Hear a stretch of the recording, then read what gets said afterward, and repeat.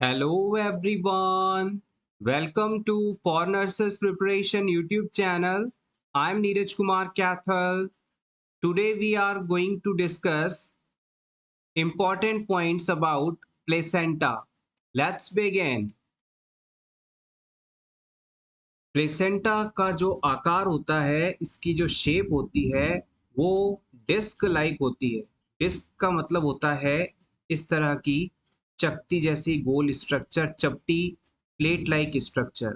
तो हम कह सकते हैं कि जो प्लेसेंटा होता है, वो डिस्क लाइक स्ट्रक्चर वाला होता है, चपटा चकती जैसी स्ट्रक्चर वाला होता है। नेक्स्ट हम बात करेंगे प्लेसेंटा के डायमीटर के बारे में। डायमीटर शब्द का मतलब होता है व्यास।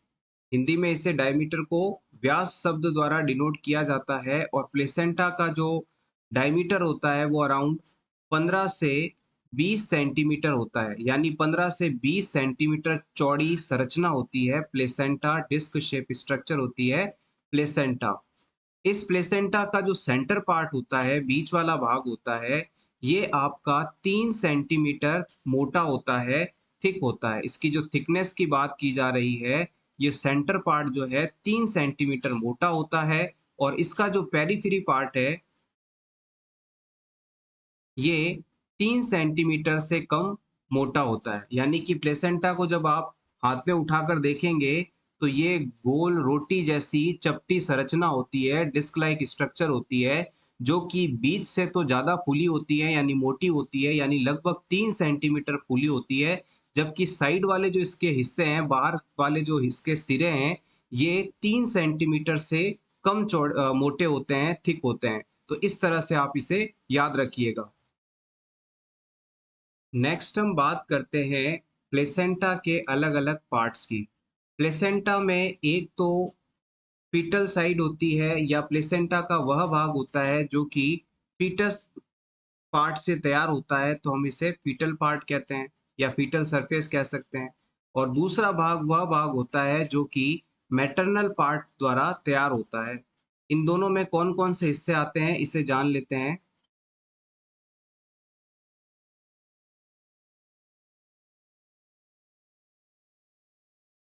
फीटल पार्ट की बात की जाए तो टोटल प्लेसेंटा का लगभग 80% जो है फीटल पार्ट द्वारा बना होता है, या आप इसे कह सकते हैं 4/5 पार्ट जो होता है वो फीटल पार्ट के रूप में जाना जाता है। जबकि मैटरनल पार्ट की बात करें तो ये सिर्फ 20% पार्ट को बनाता है, या यूं कहें 1/5 पार्ट जो है वो मैटरनल पार्ट द्वारा प्लेसेंटा का बना होता है। अब इस 20% पार्ट के अंदर जो मेन स्ट्रक्चर होती है, इसे डेसिडुआ बेसिलस के नाम से जानते हैं। Decidua bacillus.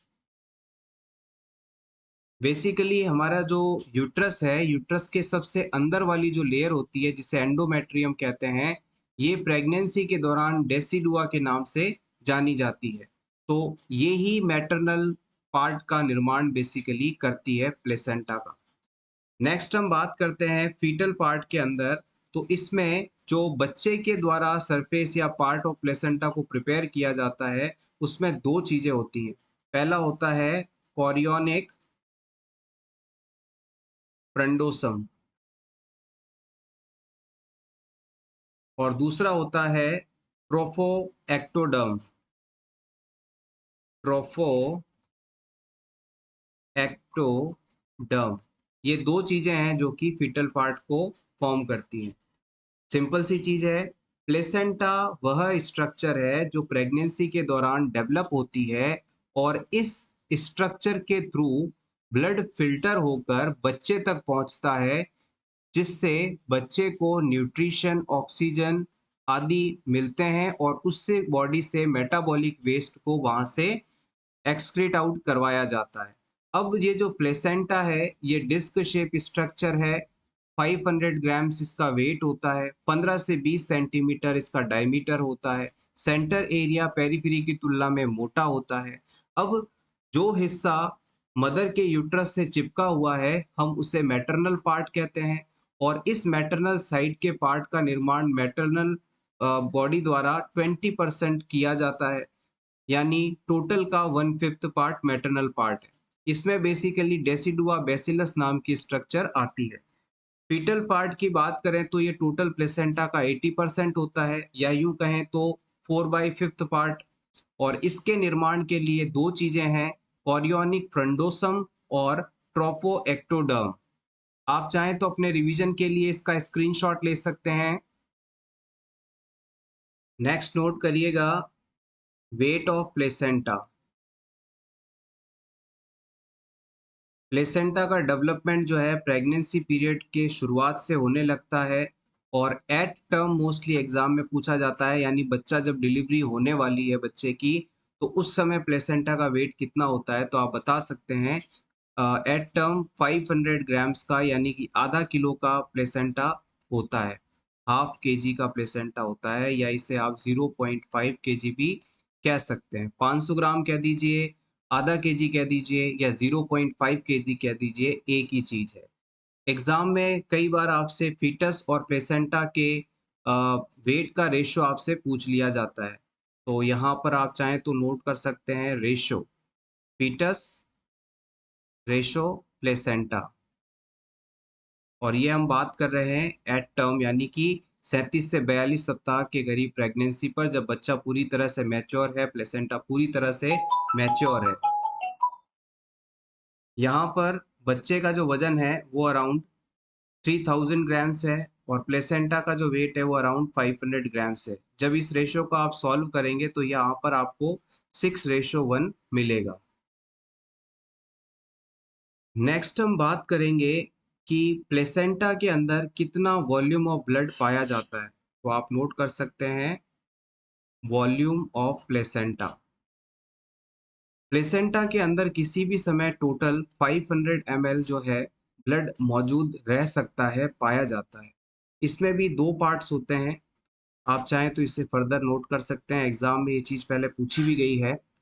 प्लेसेंटा के अंदर जो विलाई सिस्टम होता है, उसके अंदर अराउंड 350 ml ब्लड पाया जाता है, जबकि जो इंटरविलस स्पेस होता है विलाइस के बीच में, वहां पर 150 ml ब्लड पाया जाता है। इंटरविलस स्पेस, इसमें 150 ml ब्लड पाया जाता है। तो अगर आपसे एग्जामिनर पूछता है कि प्लेसेंटा के अंदर कितना वॉल्यूम ऑफ ब्लड रह सकता है, तो आप बताएंगे वॉल्यूम ऑफ प्लेसेंटा होता है टोटल 500 ml। और अगर आपसे स्पेसिफिकली पूछ लिया जाए कि विलाई सिस्टम के अंदर कितना वॉल्यूम होता है, कितना ब्लड होता है, तो आप बताएंगे 350 ml, 350 ml। और इंटरविलर स्पेस के अंदर अगर पूछ लें तो बताएंगे 150 ml। Total volume 500, villi system 350, intervillous space 150 ml। Next हम बात करेंगे सरफेस ऑफ प्लेसेंटा के बारे में। प्लेसेंटा की सरफेस कैसी होती है, प्रीवियस एग्जाम में यहाँ से क्वेश्चंस पूछे गए हैं। सबसे पहले मैटरनल सरफेस, और फिर हम बात करेंगे फीटल सरफेस की। जैसे कि नाम से ही आप समझ पा रहे हैं कि जो सरफेस मदर के यूट्रस की साइड है उसे हम मैटरनल सरफेस नाम देंगे, और प्लेसेंटा का वो हिस्सा जो कि बच्चे की तरफ है उसे हम फीटल सरफेस का नाम देते हैं। अब प्लेसेंटा अगर आपके सामने रख दिया जाए तो कैसे इसे आप आइडेंटिफाई करेंगे कि कौन सा हिस्सा मैटरनल साइड है, कौन सा फीटल साइड है, तो उसके बारे में नोट कर लीजिएगा। जो मैटरनल साइड होती है प्लेसेंटा की, वो हमेशा आपको रफ मिलेगी, यानी कि खुरदुरा हिस्सा होता है ये। और इसका जो कलर होता है वो हमेशा आपको डार्क रेड देखने को मिलेगा। जबकि फीटल की बात की जाए, फीटल साइड की बात करी जाए, तो ये साइड हमेशा आपको शाइनी देखने को मिलेगी, यानी एकदम चमकदार देखने को मिलेगी। और इसका जो कलर होगा वो आपको हमेशा ब्राइट रेड देखने को मिलेगा। यहाँ तो डार्क रेड है और यहाँ पर ब्राइट रेड है। ब्राइट रेड मतलब बिल्कुल चमकदार, बिल्कुल फ्रेश ऑक्सीजनेटेड ब्लड जिसमें हो, तो वो चीज़ ब्राइट रेड एक तरह से देखने को मिलेगी।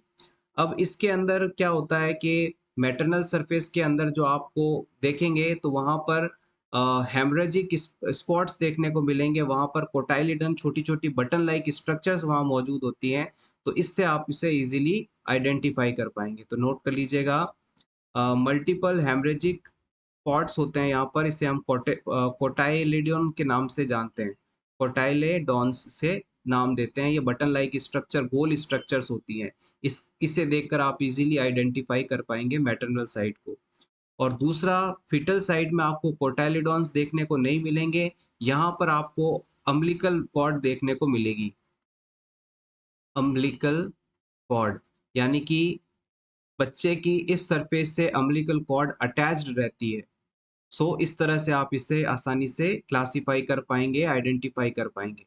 मैटरनल साइड डार्क और रफ होगी, डार्क रेड और रफ होगी। फीटल साइड शाइनी और ब्राइट रेड होगी। मैटरनल साइड पे कोटाइलिडॉन्स पाए जाएंगे, फीटल साइड पर अम्बिलिकल कॉर्ड होगी। सिंपली यदि अगर अपन एक डायग्राम बनाकर इसे समझना चाहें तो आप इसे इस तरह से समझ सकते हैं, जैसे कि ये प्लेसेंटा का मैटरनल सरफेस हो गया।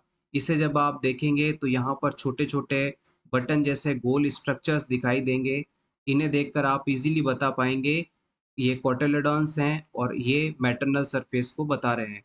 जबकि फीटल साइड को अगर जब आप देखेंगे तो यहाँ पर सेंटर से एक अम्बिलिकल कॉर्ड, एक ट्यूब लाइक स्ट्रक्चर जुड़ी होगी। ये सरफेस बिल्कुल चिकनी होगी, शाइनी होगी, ब्राइट रेड कलर की होगी। तो इस हिसाब से आप यहाँ पर इसे आइडेंटिफाई कर सकते हैं।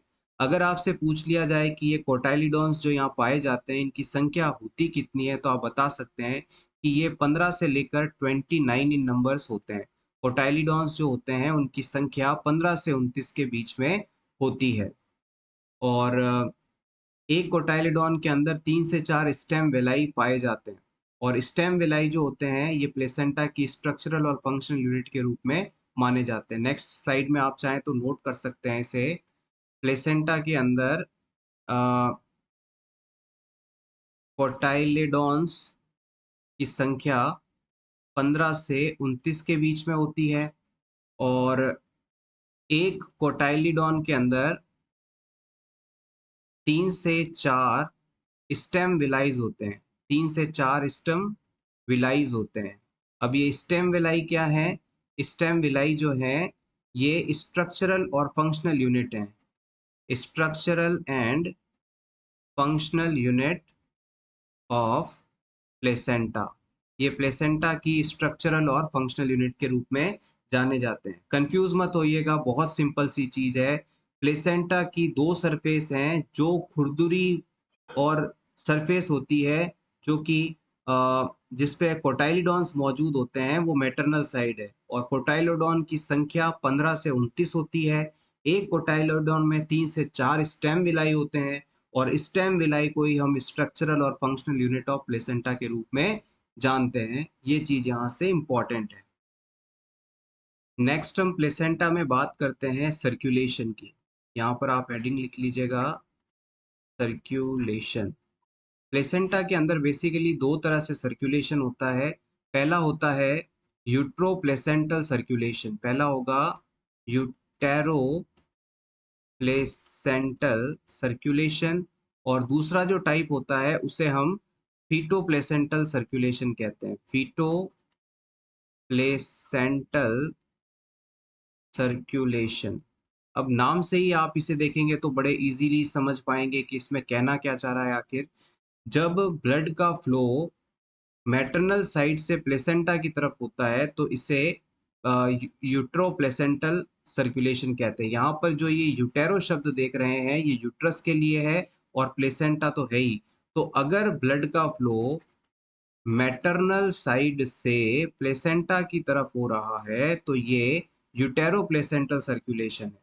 वहीं अगर ब्लड का ट्रांसफर फीटस से प्लेसेंटा की तरफ हो रहा है, यानी बच्चे से जो यूज किया हुआ प्रोडक्ट है, डीऑक्सीजनेटेड ब्लड है, वो अगर प्लेसेंटा की तरफ वापस लौटता है तो ये सर्कुलेशन फीटो प्लेसेंटल सर्कुलेशन के रूप में जाना जाता है। अब यहाँ से एग्जामिनर आपसे पूछ सकता है कि भाई जो सर्कुलेशन होता है उसमें ब्लड फ्लो की रेट क्या होती है? तो आप यहाँ पर नोट करिएगा, यूटेरो प्लेसेंटल सर्कुलेशन के अंदर जो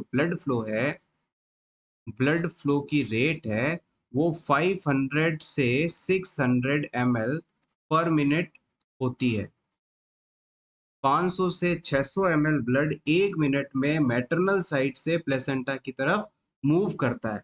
जबकि अगर आपसे पूछ लिया जाए कि अ, फीटो प्लेसेंटल सर्कुलेशन में ब्लड फ्लो की रेट क्या होती है, तो आप बता सकते हैं ये 400 ml पर मिनट के हिसाब से चलता है। मैटरनल साइड से तो 500 से 600 ml पर मिनट ब्लड आएगा, लेकिन बच्चे की तरफ से 400 ml पर मिनट के हिसाब से ब्लड आता है।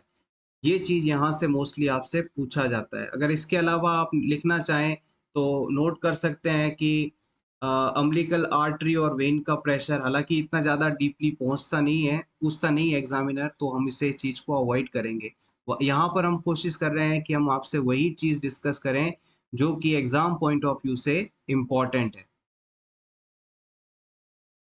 नेक्स्ट बात करते हैं कि प्लेसेंटा जो होता है इसके एग्जैक्ट फंक्शंस क्या-क्या होते हैं? प्लेसेंटा के क्या-क्या फंक्शंस होते हैं? इसके बारे में बात कर लेते हैं। सबसे पहला जो फंक्शन होता है वो होता है रेस्पिरेटरी फंक्शन, यानी कि रेस्पिरेशन में ये ऑर्गन हेल्प करता है। मदर से गैसेस का जो एक्सचेंज है प्लेसेंटा के थ्रू होता है। यहाँ पर डिफ्यूजन मेथड द्वारा गैसियस एक्सचेंज देखने को मिलता है। तो बच्चे तक ऑक्सीजन पहुँचाने का जो काम होता है वो प्लेसेंटा द्वारा होता है। यहीं पर ब्लड में ऑक्सीजन और CO2 का एक्सचेंज देखने को मिलता है by the process of simple diffusion. तो यहाँ पर आप चाहे लिख सकते हैं बाय सिंपल डिफ्यूजन, यानी सिंपल डिफ्यूजन प्रोसेस के द्वारा रेस्पिरेशन के लिए गैसियस एक्सचेंज यहाँ देखने को मिलता है। इसके अलावा सेकंड जो प्लेसेंटा का फंक्शन होता है वो होता है न्यूट्रिशनल फंक्शन, यानी कि न्यूट्रिशनल फंक्शन यहाँ पर देखने को मिलता है कि मदर के ब्लड में जो ग्लूकोज मौजूद है वो डिफ्यूजन के द्वारा प्लेसेंटा से होता हुआ बच्चे के ब्लड में जाता है। तो हम कह सकते हैं कि प्लेसेंटा द्वारा बच्चे को न्यूट्रिशन पहुंचाया जाता है, यानी कि जो ग्लूकोज है वो ब्लड में प्लेसेंटा पर एक्सचेंज होकर बच्चे तक पहुंचता है। इस तरह से ये बच्चे के न्यूट्रिशन में भी हेल्प करता है। इसके अलावा वाटर और इलेक्ट्रोलाइट का एक्सचेंज भी प्लेसेंटा के अंदर ही होता है। विटामिन्स का एक्सचेंज भी यहीं पर होता है। लिपिड्स का एक्सचेंज भी यहीं पर होता है। ये सारे प्रोसेस इम्पोर्टेंट हैं प्लेसेंटा के। थर्ड में हम बात करेंगे excretory function. Excretory function, excretory function का मतलब हो गया बच्चे की बॉडी में जो मेटाबॉलिज्म हो रही है उससे बच्चे के ब्लड में जो वेस्ट प्रोडक्ट आ रहे हैं उसे सिंपल डिफ्यूजन मेथड द्वारा प्लेसेंटा एब्जॉर्ब करके मैटरनल ब्लड में भेज देता है और मदर इसे यूरिन के थ्रू बॉडी से बाहर निकाल देती है। एक बार फिर से समझिएगा, प्रेगनेंसी के दौरान आप मदर को बहुत सारा प्रोटीन देते हैं। प्रोटीन मेटाबोलाइज़ होकर बच्चे की ग्रोथ में हेल्प करता है और जो बचा-कुचा पार्ट है प्रोटीन का, यूरिक एसिड, यूरिया, क्रिएटिनिन, वो सभी अम्बिलिकल कॉर्ड से प्लेसेंटा तक पहुंचकर सिंपल डिफ्यूजन प्रोसेस के थ्रू मैटरनल ब्लड में चला जाता है और मैटरनल ब्लड उसे वहां से बाहर एक्सक्रीट आउट कर देती है। तो हम कह सकते हैं प्लेसेंटा एक्सक्रीशन में भी हेल्प करवाता है। फोर्थ प्लेसेंटा के फंक्शन की बात करेंगे तो ये इम्यूनिटी बढ़ाने में हेल्प करता है। हम मदर के ब्लड में जो इम्यूनोग्लोबुलिन जी है, आईजीजी है, एंटीबॉडी जी है, ये प्लेसेंटल बैरियर को क्रॉस करके बच्चे तक पहुंचते हैं और फिर बच्चे के अंदर इम्यूनिटी प्रोवाइड करवाते हैं। बेसिकली अगर प्लेसेंटा नहीं होता तो ये इम्यूनोग्लोबुलिन जी यहाँ से बच्चे के ब्लड में नहीं जा पाता, बच्चे को इम्यूनिटी नहीं पहुंचा पाता। तो हम कह सकते हैं कि इम्यूनोग्लोबुलिन जी के द्वारा बच्चे में इम्यूनिटी प्रोवाइड करवाई जाती है और ये प्लेसेंटा के थ्रू बच्चे तक पहुंचता है। तो ये इम्यूनिटी वाला फंक्शन भी प्लेसेंटा का ही है। मदर से ब्लड के थ्रू, प्लेसेंटा के थ्रू बच्चे में इम्यूनिटी पहुंच रही है, आईजीजी पहुंच रहा है। इसे हम नेचुरल पैसिव इम्यूनिटी का नाम देते हैं। इसे हम नेचुरल पैसिव इम्यूनिटी का नाम देते हैं। एक चाहें तो आप फंक्शन और इसका नोट कर सकते हैं, बैरियर। यानी कि प्लेसेंटा मदर और बेबी के बीच में एक अवरोध का काम करता है, बैरिकेड या बैरियर के रूप में काम करता है कि कोई भी चीज़ जो बच्चे के लिए हार्मफुल हो सकती है, वो कभी भी प्लेसेंटा को क्रॉस करके बच्चे तक नहीं पहुँच पाती। प्लेसेंटा खुद ये डिसाइड करता है कि बच्चे के लिए कौन-सी चीज़ सही है, कितनी मात्रा में सही है, उस हिसाब से ही बच्चे तक इसे पहुँचने देता है और इसी तरह से ये बच्चे को प्रोटेक्ट भी करता है। नेक्स्ट आप चाहें तो नोट कर सकते हैं हार्मोनल फंक्शंस भी होते हैं। प्लेसेंटा के द्वारा human chorionic gonadotropin hormone, human placental lactogen hormone, progesterone, oestrogen ऐसे सभी हार्मोन सिक्रीट किए जाते हैं जो कि प्रेगनेंसी को मेंटेन करने के लिए ज़रूरी होते हैं। अगर ये हार्मोन सिक्रीट नहीं होंगे तो प्रेगनेंसी मेंटेन नहीं रह पाएगी, तो इसलिए प्लेसेंटा द्वारा सिक्रीट किए जा रहे इन हार्मोन्स का भी इम्पोर्टेंस है और ये इसका इम्पोर्टेंट फंक्शन भी है। सो एवरीवन, ये था हमारा आज का वीडियो जिसमें हमने प्लेसेंटा से कुछ इम्पोर्टेंट पॉइंट्स को डिस्कस किया। कोशिश यही थी कि प्लेसेंटा टॉपिक से जो एग्ज़ाम में एमसीक्यूज़ पूछे जाते हैं, उन्हें सिंपली समझाना। होपफुली आपको ये वीडियो, ये कंटेंट अच्छा लगा होगा और अपकमिंग एग्ज़ाम्स में हेल्प भी करेगा। कंटेंट अच्छा लगा हो तो प्लीज़ वीडियो को लाइक कर दीजिएगा और इसी तरह के रेगुलर वीडियोज़ देखने के लिए for nurses preparation YouTube channel को ज़रूर सब्सक्राइब करें। Thank you so much. Best of luck.